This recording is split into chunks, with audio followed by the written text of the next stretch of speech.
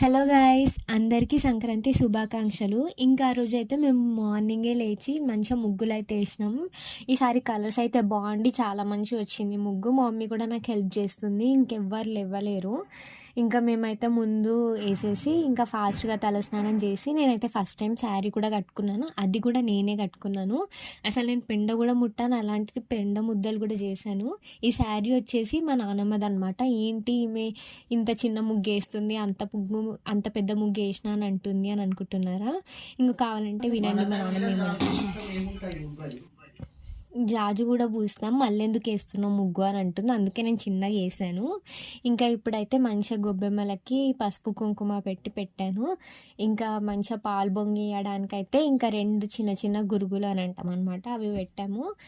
ఇంకా ఫైనల్గా ఇట్లయితే మేము డెకరేట్ చేస్తామన్నమాట సంక్రాంతికి. ఇంకా నేను కెమెరాలో షూట్ చేస్తున్నాను. ఇంకా నాకు చాలా ఓల్డ్ ఫోన్, అందుకే ఇలా వస్తుందన్నమాట కెమెరా.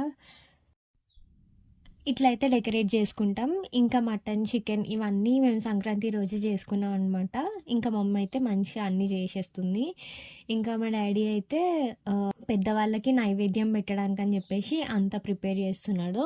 ఇంకా ఫైనల్గా తిన్నాం. ఇంకా ఆ రోజు ఈవినింగ్ అయితే మా ఇంటి ముందుకి ఆవులు అయితే వచ్చినాయి. మంచిగా వాటికి పప్పు, బెల్లం అవన్నీ అనమాట.